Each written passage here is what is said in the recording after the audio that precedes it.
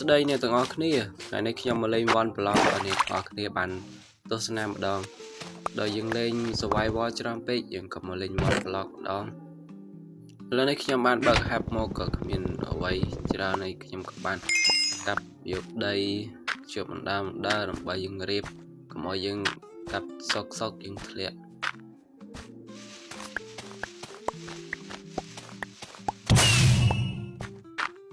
កាប់មិនយូរប៉ុន្មានខ្ញុំក៏បានកាប់រហូតដល់បានឈើបានម្ដុំដែរខ្ញុំក៏បានរៀបប្លុកដីជុំវិញនេះកុំឲ្យមើលទៅវាទូចពេកហើយយើងក៏បានរៀបអីវ៉ាន់ខ្លះកុំឲ្យដាក់ក្នុងខ្លួនតមកទៀតខ្ញុំក៏បានយកឈើម្ដុំនេះដើម្បីយកមកបំបែកហើយដើម្បីបង្កើតជា pickaxe និងបថៅខ្ញុំក៏បានមាញដីបន្តទៀតមាញសុកក៏យើងបានកោបើក្រហមនេះមួយយើងក៏មិនសូវជាខ្វល់អីខ្ញុំក៏បានរៀបប្លុកថ្មដាក់ជំវិញដើម្បីចំណាំកន្លែងយើងកាប់ប្លុកមាញប្លុកសុកយើងក៏បានហាប់មួយក៏បានមកសិតតែក្របធនជាតិហើយនឹងដើមឈើអានេះជាសំណាងរបស់យើងហើយដែលយើងបានកូនឈើតាមខ្ញុំក៏បានមាញជាបន្តអស់ពេលជាយូរខ្ញុំក៏ចេះតែមាញប្លុកពីមួយប្លុកទៅមួយប្លុកហើយទទួលបានសត្វជាច្រើនមើលទៅផ្លូវទៅស្អីពេកក៏បានដាក់ថុចដាក់អីកុំឲ្យសំប៊ីកើតទៅមុខនេះខ្ញុំក៏បានដាក់ប្លុកឈើដើម្បីចំណាំកលែងឈើដែលខ្ញុំបានបំបែកខ្ញុំក៏បានយកដាក់បំរាយវាឲ្យមើលទៅបានឆ្ងាយហើយមានដីធំទូលាយកន្លែងធំទូលាយយើងក៏បានមកកាប់ឡទៀត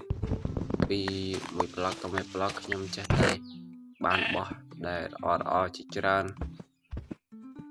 ហើយខ្ញុំនឹងបន្តកាប់ជាបន្តទៀត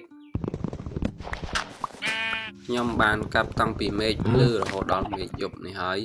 នៅតែមិនទាន់បានប្លុកអីផ្សេងទៀតដើម្បីយកមកធ្វើជាក្រេកាប់មិនយូរប៉ុន្មានក៏មេឃភ្លឺក៏មានន័យថាងួយដេកខ្លាំងពេកក៏បានមករៀបប្លុកឈើយើងដាក់ឲ្យកន្លែងនេះខ្ញុំរៀបឲ្យវាមើលទៅស្អាតក្នុងការរៀបចំអីវ៉ាន់នៅទុកកន្លែងនេះ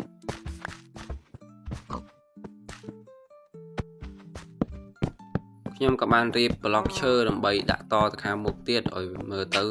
កន្លែងនេះធំជាងមុនហើយស្អាតជាងមុនទៀតហើយខ្ញុំក៏បានដាក់ប្លុកដាក់អីដើម្បីយើងរៀបចំដើមឈើខ្ញុំក៏បានមកកាប់ប្លុក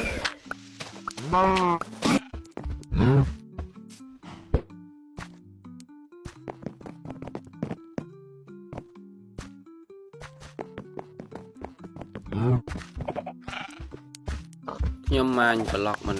ជួបប៉ុន្មានក៏បានហាប់មួយក៏មើលទៅសិតតែអីវ៉ាន់ដែលល្អជាច្រើន